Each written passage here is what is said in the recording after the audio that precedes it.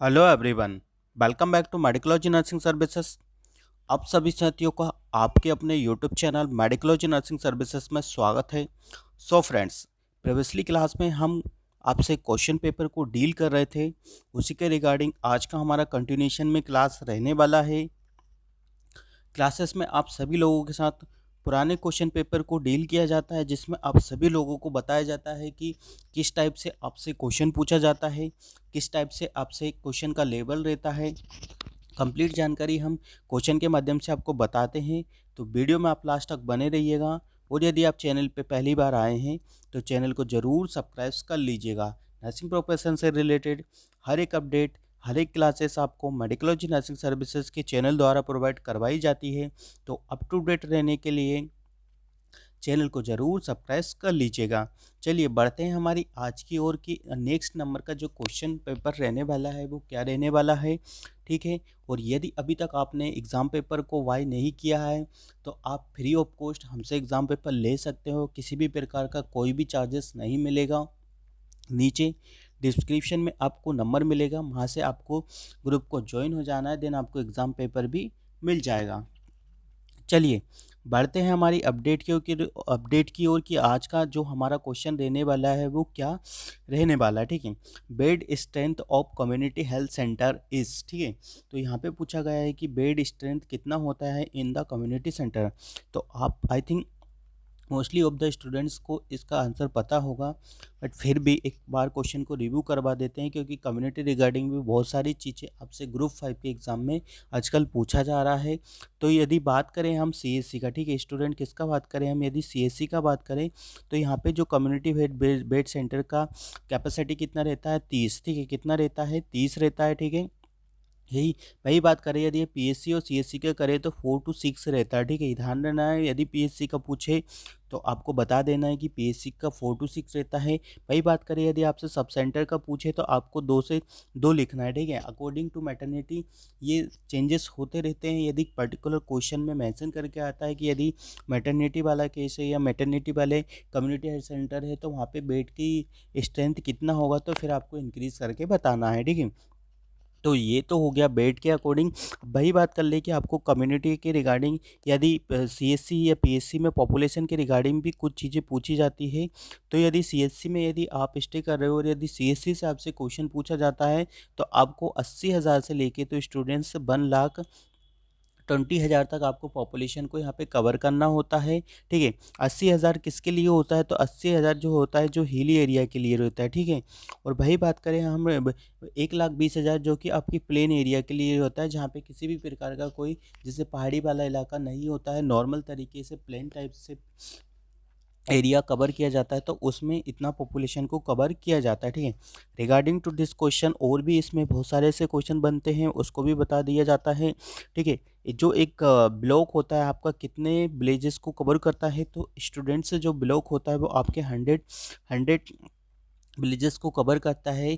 और उसी के बेसिस पे आपका एक वहाँ पे ब्लॉक को क्रिएट किया जाता है, ठीक है। पंचायती राज के रिगार्डिंग क्वेश्चन हमेशा पूछा जा सकता है, ब्लॉक के रिगार्डिंग पूछ लेगा, कम्युनिटी के रिगार्डिंग ये वाली जो टेक्निकल चीज़ें हैं या फिर जो एक डाटाबेस की क्वेश्चन है वो हमेशा ही आपको देखने को मिल जाएंगे, ठीक है।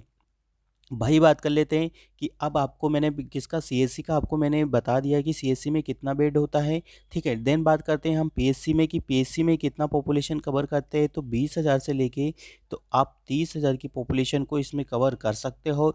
सेम क्राइटेरिया है, 20,000 जो पॉपुलेशन होगा वो आपको हिली एरिया को कवर करेगा, वही 30,000 होगा वो आपको कितने 50,000 होगा वो किसको कवर करेगा, तो आपके प्लेन एरिया को कवर करेगा, ठीक है।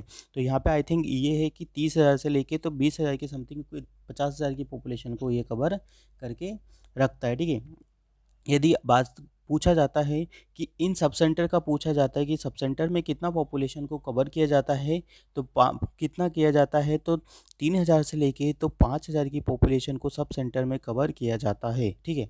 तो आई थिंक इसके रिगार्डिंग यदि क्वेश्चन आपसे बनता है तो आपको अच्छे से बता देना है कि किस टाइप से कहाँ पे कितना पॉपुलेशन को क्रिएट करके पूछा जाता है, ठीक है।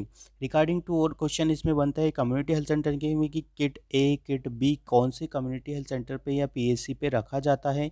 ये भी बहुत इंपॉर्टेंट होने वाला है अपकमिंग एग्ज़ाम के लिए, क्योंकि किट ए में क्या होता है, किट बी में कौन कौन से इंस्ट्रूमेंट्स वगैरह को हम यूज़ में लेके आते हैं, सब सेंटर पे कौन सा किट यहाँ पे रखा जाता है। ये चीज़ भी आप एक बार एग्ज़ाम से पहले ज़रूर रिव्यू करके जाइएगा, ठीक है।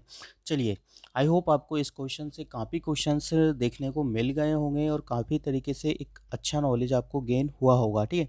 चलिए मूव ऑन करते हैं नेक्स्ट नंबर के क्वेश्चन पे। Main disadvantage of easy type of the question is, ठीक है। तो यदि बात करें हम कि मेन डिसएडवांटेज क्या रहता है इजी टाइप के क्वेश्चन का, ठीक है, क्या रहता है इजी टाइप के क्वेश्चन का मेन डिसएडवांटेज क्या रहता है, बेस रहता है क्या नहीं रहता है। वो जो क्वेश्चन रहता है वो सब्जेक्टिविटी की तरह आपको देखने को मिलता है, ठीक है। राइट बन आंसर आपका क्या देखने को मिलेगा, सब्जेक्टिविटी आपके लिए राइट बन आंसर देखने को मिलेगा, ठीक है। तो आई होप आपको चीज़ें समझ में आ गई होगी कि एग्ज़ाम का पैटर्न क्या है, एग्ज़ाम के क्वेश्चन का लेवल क्या है। चलिए 48 नंबर के क्वेश्चन का बात कर लेते हैं। Cooking by the submerging food in the water at the low temperature is called as, ठीक है।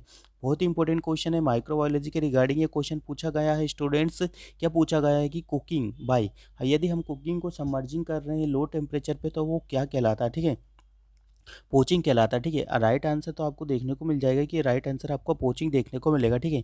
अब वही बात कर लेते हैं आपका स्टीयरिंग क्या होता है, ठीक है, स्टीविंग क्या होता है, बापिंग क्या होता है, ठीक है। अकॉर्डिंग टू देखो क्वेश्चन हमेशा ही आपसे पूछा जाता है हाई टेम्परेचर लो टेम्परेचर के रिगार्डिंग क्वेश्चन पूछा जाता है, ठीक है।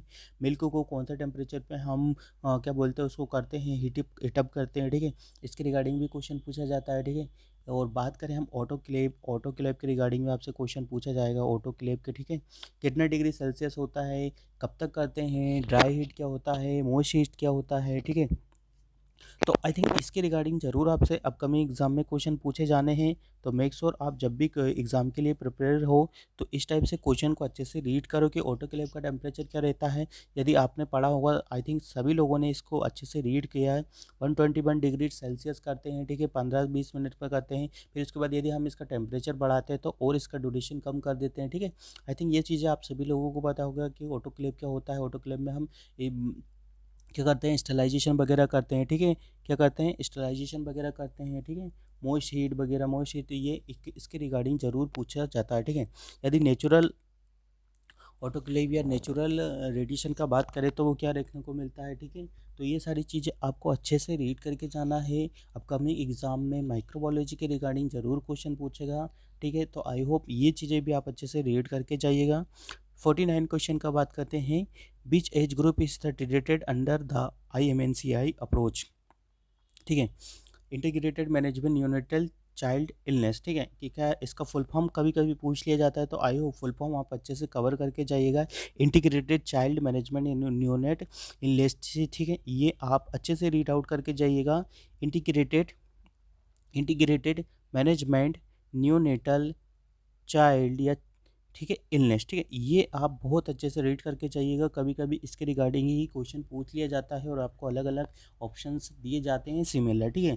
तो यहाँ से आपका एक क्वेश्चन बन जाता है, कौन से बच्चे को ये कवर करके रखता है। तो 5 ईयर तक के बच्चों को हम इसमें कवर करते हैं, ठीक है। कितने करते हैं, 5 ईयर के बच्चों को कवर करते रखते हैं। जैसा मैंने आपको इसके कलर कोडिंग के रिगार्डिंग भी बता दिया था, ठीक है। यदि रेड है, ठीक है, यदि रेड है तो हम बच्चों को केयर देंगे, ठीक है, इमीडिएट केयर देंगे, ठीक है। इमीडिएट केयर का मतलब होता है कि इमीडिएट ही हर चीज़ को प्रोवाइड करवाना है। मतलब लाइक क्या, पेशेंट का कंडीशन या बच्चे का कंडीशन बहुत ही लो है तो उसको अच्छी हाई क्वालिटी केयर हम बच्चों को देंगे, ठीक है। बात कर लेते हैं हम येलो, ठीक है, इसमें येलो होता है तो इसको अर्जेंट केयर के रूप में हम कंसिडर कर सकते हैं। भाई बात कर लेते हैं, एक पिंक भी होता है, पिंक रेड भी होता है, ठीक है, तो हम इसमें भी इसको कवर कर सकते हैं, ठीक है। भाई बात कर लेते हैं हम कि इधर ग्रीन होता है, तो ग्रीन का मतलब होता है कि आप OPD दिखा के पेशेंट के बच्चों को घर ले जा सकते हैं, नॉट इमरजेंट, ठीक है। क्या होगा, ये नॉट इमरजेंट होगा, ठीक है। ग्रीन वाला क्या होगा, जैसे ग्रीन है तो ये नॉट इमरजेंट में आएगा, ठीक है। किस में आएगा स्टूडेंट्स, तो नॉट इमरजेंट, ठीक है। तो ऐसी कंडीशन है बेबी की कि हम उसको इतना नहीं कर सकते और उसको हॉस्पिटल में स्टे करने के लिए नीडेड नहीं है, ठीक है। पिंक रेड है तो हाँ बोल सकते हैं कि नहीं, बेबी का कंडीशन ज़्यादा ही ख़राब देखने को मिलता है, ठीक है।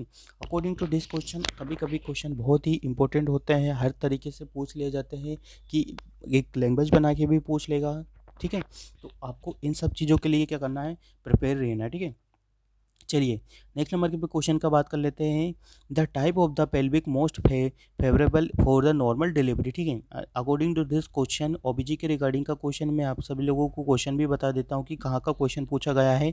तो एंड्रॉइड पेल्विक होता है क्या, ठीक है, एंथ्रोपॉइड होता है क्या, ठीक है, गायनोकॉइड होता है क्या, फिर वहीं बात कर लेते हैं कि एक कौन सा होता है प्लेटिप्लॉइड, ठीक है। तो सबसे मेन बात करें कि जो फेवरेबल पेल्विक होता है वो क्या होता है, ठीक है। तो यहाँ पे जो क्वेश्चन बन के जाएगा आपका गायनोकॉइड पेल्विक, ठीक है। आई थिंक ये सभी स्टूडेंट को पता है कि gynecoid pelvic is the most common favourable pelvic for the normal delivery, ठीक है। बट किस प्रकार का होता है, ठीक है। तो जो गायनोकॉइड पेल्विक होता है ये मोस्ट कॉमन होता है और अक्सर जो फीमेल में ही प्रेजेंट होता है, ठीक है। किस में होता है, फीमेल में ही पाया जाता है। एंड्रॉइड पेल्विक हमेशा मेल में पाया जाता है, ठीक है। इसको एंड्रॉइड होता है, इसका शेप यदि पूछा जाता है तो इसका हार्ट शेप होता है, ठीक है। एंड्रॉइड पेल्विक का शेप कैसे होता है, हार्ट शेप होता है, इसका ओवल शेप का देखने को मिलता है, ठीक है। ओवल शेप का देखने को मिलता है। गायनोकॉइड जो पेल्विक होता है वो फेवरेबल क्यों होता है, क्योंकि इसका नॉन प्रोमिनेंट रहता है, ठीक है। 90 डिग्री से एंगल होता है, ठीक है। एलियल स्चेल जो सुपाइन होती है वो प्रोमिनेंट नहीं होती है, बाइडिटस रहता है, ठीक है। और फेवरेबल होता है, ठीक है। किसी भी नॉर्मल डिलीवरी करवाने के लिए बहुत ही ज़्यादा फेवरेबल होता है, ठीक है। अच्छे से इसमें स्पेस होता है, ठीक है। इसलिए ये चीज़ें इसमें फेवरेबल होती है ताकि बच्चा जब पासिंग करता है बर्थ कैनाल या पेल्विक कैनाल से तो उसको किसी भी प्रकार का कोई कॉम्प्लिकेशन नहीं होता है और बच्चा इजीली क्या हो जाता है कि कम आउट हो जाता है, ठीक है। इसमें होता है नॉन प्रोमिनेंट रहता है, ठीक है। डिग्री ऑफ एंगल आपका 90 डिग्री से अबव होना चाहिए, ठीक है। ज़्यादा वाइडेस्ट नहीं होना चाहिए, सेलो होना चाहिए, ठीक है। डीप सेलो होना चाहिए, ठीक है। तो इस तरीके की जो भी चीज़ें देखने को मिलती है वो एक नॉर्मल गायनेकोइड पेल्विक में देखने को मिलती है, ठीक है। Most common type of pelvic देखने को मिलता है। कभी कभी पूछा जाता है कि most common type of the pelvic भी गायनेकोइड पेल्विक देखने को मिलता है, ठीक है। एक प्लेटिपलेट पोलिपिक वगैरह ये सारे जो पेल्विक होते हैं इनका ब्रिम वगैरह क्या होता है कि आपको इस टाइप से देखने को मिलता है कि जिससे कि एक नॉर्मल डिलीवरी के लिए पॉसिबल नहीं होता है। क्या होता है, प्रोमिनेंट रहता है, ठीक है। जिससे क्या होता है कि उभरा हुआ रहता है इचल स्पाइन, तो जिससे कि बेबी का नॉर्मल डिलीवरी पॉसिबल नहीं हो सकता है, ठीक है। आई होप आपको समझ में आ गया होगा कि किस टाइप से पेल्विक आपको देखने को मिलते हैं। 4 टाइप के पेल्विक आपको फीमेल में देखने को मिलते हैं। एंथ्रोपॉइड होता है, एंड्रॉइड होता है, गायनेकॉइड होता है और प्लेटिप्लॉइड होता है। प्लेटिप्लॉइड तो बहुत ही ज़्यादा इस प्रकार का देखने को मिलता है जिसमें आपको किसी भी प्रकार का डिलीवरी 100% के चांसेस नहीं हो सकते, कभी नहीं हो सकते, ठीक है। एंड्रॉइड पेल्विक होगा आपको हार्ट शेप को देखने को मिलेगा, ठीक है। इसमें क्या होगा, आपका जो ब्रिम वगैरह है वो इस प्रकार का देखने को मिलेगा, ठीक है। एडल्ट पेल्विक होगा बिल्कुल आपको सेम तरीके से हर एक चीज़ में वाइडेस होगा जिसमें आपको हर तरीके से किसी भी प्रकार का कोई भी कॉम्प्लिकेशंस नहीं होगा, ठीक है। तो चलिए आई होप आपको समझ में आ गया होगा कि जो प्लेटिप्लेट पेल्विक गायनेकोइड पेल्विक है वो किस टाइप से पेल्विक देखने को मिलते हैं, ठीक है। 15 नंबर के क्वेश्चन का बात कर लेते हैं। Which of the following is a not a principle of the primary health care, ठीक है। तो यहाँ पे बहुत अच्छा क्वेश्चन पूछा गया है कि which of the primary health care, ठीक है। अप्रोप्रिएट टेक्नोलॉजी होगा क्या, ठीक है। इंटरकोस्टल कोऑर्डिनेशन होगा क्या, ठीक है। फिर के बात कर लेते हैं कि और कौन सा होगा कि प्रोटोराइज्ड एरिया होगा क्या या फिर कम्युनिटी पार्टिसिपेशन होगा क्या, ठीक है। तो यहाँ पे क्वेश्चन अच्छे से रीड करिएगा। आपको क्वेश्चन में की पॉइंट क्या है, नोट, ठीक है। नोट दिया रखा है मतलब कि 4 तो इसमें से प्रिंसिपल जो इसकी प्राइमरी हेल्थ केयर के होंगे बट किसी एक के नहीं होंगे, ठीक है। सबसे पहले बात कर ले अप्रोप्रिएट टेक्नोलॉजी, बिल्कुल नई तरीके की हर एक तरीके की टेक्नोलॉजी होना चाहिए, ठीक है। यदि आप प्राइमरी हेल्थ केयर में है तो हर तरीके की आपके पास टेक्नोलॉजी भी अवेलेबल होना चाहिए, ठीक है। इंटरसेक्टरल कोऑर्डिनेशन, बिल्कुल आपके हर एक इंटरकोस्टल से क्या होना चाहिए, कोऑर्डिनेशन होना चाहिए। डीएस से होना चाहिए, सीएससी से होना चाहिए, सब सेंटर से होना चाहिए, ठीक है। प्रोटोराइज केयर, ठीक है। प्रोटोराइज केयर नहीं होता, ठीक है। यदि आपको मान के चलो कि कोई अच्छा पर्सन आया और कोई मतलब लो लेवल का पर्सन आया तो पहले हम किसको केयर देंगे, तो इस तरीके का कोई भी प्रायोरिटी वाइज कुछ भी नहीं होना चाहिए, सभी को एक समान रखना चाहिए, ठीक है। तो ये इसके प्रिंसिपल नहीं आते कम्युनिटी पार्टिसिपेंट, ठीक है। यदि आप प्राइमरी हेल्थ केयर में हो तो आपके लिए कम्युनिटी पार्टिसिपेंट बहुत ज़्यादा ही ज़रूरी होता है, ठीक है। चाहे आप सीएससी पे हो, ठीक है, या पीएससी पे हो, आपके लिए ये चीज़ें बहुत ही इम्पोर्टेंट होती है कि आपकी कम्युनिटी का पार्टिसिपेशन कैसा है कैसा नहीं है, ठीक है। चलिए नेक्स्ट नंबर पे क्वेश्चन का बात कर लेते हैं। बात कर लेते oxytocin is a drug commonly use for the patient in which of the following condition, ठीक है। ऑक्सीटोसिन, ठीक है, बहुत इंपॉर्टेंट क्वेश्चन है और हमेशा आई थिंक ऑक्सीटोसिन के रिगार्डिंग क्वेश्चन पूछा जाता है, ठीक है। Threatened abortion, cord presentation, postpartum haemorrhage, ठीक है, प्लेसेंटा प्रीविया, ठीक है। अब ऑक्सीटोसिन क्या होता है, ऑक्सीटोसिन मस्कुलर ओजन जो होता है, ठीक है, क्या होता है, ये क्या करता है, ऑक्सीटोसिन जो होता है आपका क्या करता है, पोस्टपार्टम हेमरेज को क्या करता है, उसके लिए दिया जाता है, ठीक है। कॉन्ट्रैक्टाइल हार्मोन देता है, ठीक है, क्या रहता है, कॉन्ट्रैक्टाइल हार्मोन देता है, आपकी मसल्स वगैरह को कॉन्ट्रैक्ट कर देता है, जिससे क्या होता है कि ब्लीडिंग वगैरह के चांसेस बहुत ना के बराबर हो जाते हैं, ठीक है। आपकी आर्टरी ब्लीडिंग वगैरह जितना भी पेन्स वगैरह है उनको क्या करेगा, कंप्रेस कर देगा, जिससे वहाँ पे क्या होगा कि मसल्स आपके कॉन्ट्रैक्ट होंगे, कॉन्ट्रैक्शन का काम करता है, ठीक है, ध्यान रखना है। Oxytocin is a contractile hormone होता है, ठीक है। तो ये मिल्क इजेक्शन हार्मोन रहता है, ठीक है। मिल्क को इजेक्ट करने के लिए भी करवाता है, लेग डाउन रिफ्लेक्स करवाने के लिए भी रिस्पॉन्सिबल रहता है, तो मेनी ऑफ द अदर्स काम रहते हैं पे, ठीक है। बट हमको ऑप्शन के रिगार्डिंग यदि देखा जाए तो थ्रेटेड अबॉर्शन के लिए नहीं देते हैं, कोर्ट प्रेजेंटेशन के लिए भी नहीं देते हैं, ठीक है। इसमें तो बच्चे के लिए और ज़्यादा कॉम्प्लिकेशन क्रिएट कर देगा, ठीक है। तो प्लेसेंटा प्रीविया के लिए भी नहीं देते हैं, ठीक है। Postmaturity postpartum haemorrhage हो रखा है लेडी को, तो हम ऑक्सीटोसिन देते हैं मदर को, ठीक है। और इम्पोर्टेंट क्वेश्चन आता है कि ऑक्सीटोसिन और मेथार्जिन को कब कब नहीं दे सकते, तो ऑक्सीटोसिन ऐसा होता है कि जिसको हम दे सकते हैं, ठीक है, लेबर की थर्ड स्टेज में दे सकते हैं, बट जो और मेथार्जिन वगैरह होता है उसकी लेबर की थर्ड स्टेज वगैरह में नहीं दे सकते। जैसे ही आपका बेबी का शोल्डर डिलीवर वगैरह होता है तो उसी टाइम हम ऑक्सीटोसिन दे सकते हैं, जिससे क्या हुआ कि आपको एक कॉन्ट्रैक्शन लगेगा अंदर की इंडोमेट्रियम वगैरह में, और जिससे क्या होगा कि बेबी जल्दी से कम आउट होने के चांसेस आपके इंक्रीज हो जाते हैं, ठीक है। चलिए नेक्स्ट नंबर पे क्वेश्चन का बात कर लेते हैं 53 नंबर का। Which among of the following is a warning sign of the cancer, ठीक है। नेगिंग कफ ऑफ हॉर्सनेस, ठीक है, क्या होता है, अब्डोमिनल पेन कभी भी आपका वार्निंग साइन ऑफ कैंसर नहीं होता है, फटीग एंड वीकनेस भी नहीं होता है, ठीक है, इंक्रीज ब्लड प्रेशर भी नहीं होता, ठीक है। भाई पर वही बात कर लेते हैं कि आपको नेगिंग कफ और द हॉर्सनेस हो रहा है लंबे समय से, क्रोनिक टाइम से, तो आपके क्या हो सकते हैं कि कैंसर के एक क्लिनिकल साइन एंड सिम्टम्स या कह सकते हैं कि वार्निंग साइन के रूप में आपको देखने को मिल सकता है। 54 नंबर के क्वेश्चन का बात कर लें। Which of the following intervention should be taken to help an older client to prevent osteoporosis, ठीक है। तो ओस्टियोपोरोसिस का क्या मतलब होता है, बोन रिजर्वेशन, बोन का टूट जाना, बोन का खराब हो जाना, ठीक है। ओस्टियोपोरोसिस हो रहा है मतलब पोर्स प्रेजेंट हो रहा है, ठीक है, पोर्स हो रहे हैं आपकी बोन्स वगैरह में, जिससे क्या है कि बोन की आपकी फ्रेजिलिटी हो जाएगी, बोन वीक हो जाएगी, ठीक है। उसके रिगार्डिंग क्या क्वेश्चन है, encourage sedentary lifestyle, encourage regular exercise, decrease dietary calcium हो या इंक्रीज डाइटरी प्रोटीन, ठीक है। तो आप सभी लोगों को पता होना चाहिए कि which of the following intervention should be taken to help in the older client to prevent osteoporosis, ठीक है। ओस्टियोपोरोसिस में क्या होता है, आपकी कैल्शियम वगैरह की जो इंक्रीज वगैरह की जो उसमें क्या बोलते हैं लेवल, ठीक है, बहुत ही कम हो जाता है। एक टाइम के बाद आपकी बोन की डेंसिटी और उसमें इलास्टिसिटी सब कुछ क्या हो जाता है, धीरे धीरे कम हो जाती है, ठीक है।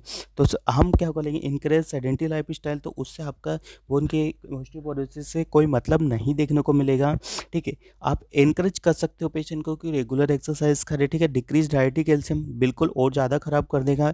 प्रोटीन का नहीं, इसमें ज़्यादा कोई सोर्स नहीं होता है, क्योंकि प्रोटीन तो हमारी बोन से ज़्यादा बिल्डिंग या कैपेसिटी नहीं रखता है, ओनली बॉडी बिल्डिंग कैपेसिटी रखता है, ठीक है। तो प्रोटीन का रोल और हमारे बोन का रोल ज़्यादा इसमें नहीं देखने को मिलता है, ठीक है। तो आई होप आपको यहाँ से चीज़ें समझ में आ गई होगी। नेक्स्ट नंबर पे क्वेश्चन का बात कर लेते हैं। A method that is used for the sterilization of liquid substance of the fluid is called as a method that is used for sterilization of the liquid substance or fluid is called as, ठीक है। तो boiling होगा क्या, radiation होगा क्या, autoclave होगा क्या, filtration, तो इसको क्या बोला जाता है, इसको फिल्ट्रेशन बोला जाता है, ठीक है। बॉइलिंग आप सभी लोगों को बता दिया, जैसा हम पानी वगैरह को बॉईल करते हैं, उबालते हैं, उसको बोला जाता है रेडिएशन होता है, जिसमें रेडिएशन अलग अलग टाइप की रेडिएशन आपको देखने को मिलती है। मोस्टली रेडिएशन हम कीमोथेरेपी वगैरह या फिर उस टाइम जब कैंसर के पेशेंट का ट्रीटमेंट करते हैं तो उसके लिए यूज़ किया जाता है। ऑटोक्लेव में, जिसमें हम ऑटोक्लेव करते हैं तो prevent from the micro organism, ठीक है, स्पोर्स वगैरह को किल करने के लिए, ठीक है। चलिए 56 नंबर के क्वेश्चन पे बात करें। When does the MTP act come into the force, ठीक है। मैटरनल टर्मिनेशन प्रेगनेंसी, ठीक है। तो 1 अप्रैल 1972 में आपको देखने को मिला था, ठीक है। तो कभी कभी आपसे सीधे ही क्वेश्चन में पूछ लिया जाता है 91 या 90। देखो कभी कभी क्या होता है कि हम जो बुक्स में जो आंसर पढ़ के जाते हैं उसके रिगार्डिंग नहीं होता, ठीक है। 91 भी है, ठीक है, किसी किसी बुक में 92 भी देखा है। तो आई होप आप जब क्वेश्चन डील कर रहे हो तो आप उसके रिगार्डिंग चीज़ों को डील करिएगा, ठीक है। आपसे कभी भी सिमिलर क्वेश्चन में इस तरह की चीज़ें नहीं पूछी जाएगी, पर्टिकुलर डेट होगा या फिर पर्टिकुलर ईयर मेंशन किया गया होगा, ठीक है। चलिए, एमटीबी एक्ट होता है मैटरनल चाइल्ड हेल्थ, क्या होता है एमटीबी एक्ट, इसके लिए किया जाता है, ठीक है, maternal termination of the pregnancy, ठीक है। पहले इसका जो टाइम ड्यूरेशन था वो कम था, बट अभी in case of the scenario 24 weeks कर दिया गया है, ठीक है। कौन करवा सकती है? तो जो लेडी होती है वो मैटरनल टर्मिनेशन के लिए एलिजिबल होती है, वो खुद करवा सकती है, ठीक है। कौन परफॉर्म कर सकता है? जो कि एक ट्रेनिंग स्टाफ होता है, ट्रेंड रहता है, जिसने पहले से ही मैटरनिटी या फिर बहुत सारे ऐसे मेडिकल टर्मिनेशन वाले प्रेगनेंसी वाले केसेस किए हैं, तो वो आगे भी इसको कंडक्ट कर सकता है, ठीक है। तो इसमें बहुत सारी चीज़ें होती है। यदि आप 24 वीक से ज़्यादा के लिए अपडेट कर रहे हो तो फिर आपको 2 से 3 ज़्यादा ऐसे एमडीज वगैरह या फिर गायनेकोलॉजिस्ट के क्या लगेंगे, यहाँ पे कंसर्न्स लगते हैं, ठीक है। आप डायरेक्ट एमटीपी एक्ट नहीं कर सकते हैं, ठीक है। अभी बीच में 2017 या 2021 में इसका अमेंडमेंट हुआ है, इसमें आपको टाइम ड्यूरेशन बढ़ा दिया गया है, जिसमें आप 24 वीक्स तक भी आपके करवा सकते हो, ठीक है। यदि ऐसा कुछ abnormalities लगती है, क्रोमोसोमल abnormalities लगती है, तो बिल्कुल ये लीगली होता है, आप बिल्कुल इसको अच्छी तरीके से करवा सकते हो, ठीक है। चलिए, which of the following intervention is example of the primary prevention, ठीक है। Regarding to primary prevention, secondary prevention, किसी भी एग्जाम को ले लें तो हर एक एग्जाम में इसके क्वेश्चन पूछा जाता है, ठीक है। तो मैं इसका आंसर तो आपको बता देता हूँ कि जो इसका आंसर आपको देखने को मिलेगा, teaching effective problem solving skill to high school students, ठीक है। इसका राइट बना आंसर आपको देखने को मिल जाएगा, ठीक है। बट इसके रिगार्डिंग क्वेश्चन हमेशा पूछा जाता है कि प्राइमरी प्रिवेंशन क्या है, ठीक है। प्राइमरी प्रिवेंशन का मतलब होता है कि आप डिसीज़ नहीं होने से पहले एक्शन ले लेते हो, ठीक है। जैसे बात कर लेते हैं, रिस्क फैक्टर को मिनिमाइज़ कर देते हो। सिंपल सी बात है कि किसी भी डिसीज़ कंडीशन के रिस्क फैक्टर को आप मिनिमाइज़ कर देते हो तो आपको डिसीज़ होने के चांसेस नहीं होते, ठीक है। बिफोर यदि आपको पता चलता है कि आपको हाइपरटेंशन वगैरह, या फिर आपको ये डर रहता है कि नहीं मुझे किसी भी प्रकार का कोई हाइपरटेंशन वगैरह हो जाएगा, तो आप पहले ही अपनी डाइटरी मॉडिफिकेशन कर लोगे, ठीक है, या कर लोगे, एक्सरसाइज करोगे, वो भी आपको प्राइमरी प्रिवेंशन में आ जाता है, ठीक है। लाइक जैसे हेलमेट वगैरह लगाओगे, ठीक है। नॉर्मल तरीके का एक हेल्थ एजुकेशन होता है, वो प्राइमरी प्रिवेंशन में आता है, ठीक है। हम बिफोर ही रिस्क फैक्टर को हम मिनिमाइज इसमें करते हैं, ठीक है। प्राइमोडियल भी होता है, जिसमें क्या होता है कि मास एजुकेशन दिया जाता है, ठीक है, बिफोर रिस्क फैक्टर से पहले ही होने वाली चीज़ों को, ठीक है, संभावना जिसको होते हैं उसमें देखा जाता है, ठीक है। तो आई होप आपको समझ में आ गया होगा। प्राइमरी प्रिवेंशन में जैसा होता है कि हम जैसे लाइक हेलमेट लगा रहे हैं, एक मास्क, किसी अच्छी तरीके से मास्क एजुकेशन बच्चों को प्रोवाइड करवाते हैं किसी भी कंडीशन के रिगार्डिंग, तो वो आपके प्राइमरी में होगा। प्राइमरी प्रिवेंशन में क्या होता है, जैसे हम रिस्क फैक्टर को मिनिमाइज कर रहे हैं, हेल्थ का एजुकेशन दे रहे हैं पेशेंट को, ठीक है।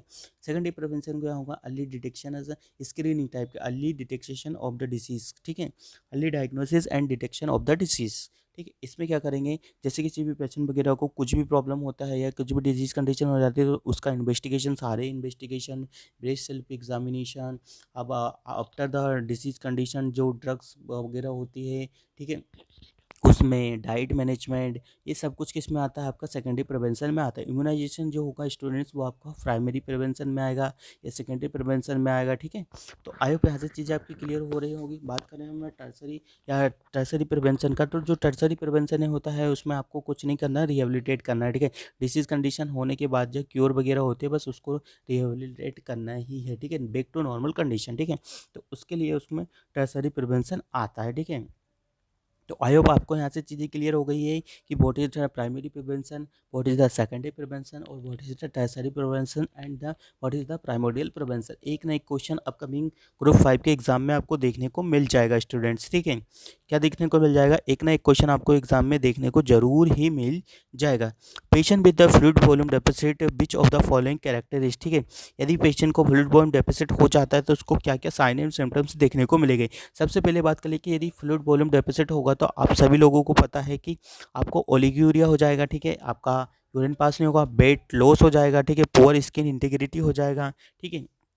क्योंकि क्या हो रहा है कि patient with the fluid volume deficit हो जाता है, ठीक है। बीच कैरेक्टर्स आपको देखने को मिलेगा कि फ्लूइड वॉल्यूम डेफिसिट हो गया, मतलब कम हो गया, ठीक है। कूलिंग ओलिगोरिया, वेट लॉस होगा, पोअर स्किन होगा, टर्गन इंटीग्रिटी आपको देखने को मिलेगी, ठीक है। चलिए 59 नंबर के क्वेश्चन पे बात कर लेते हैं।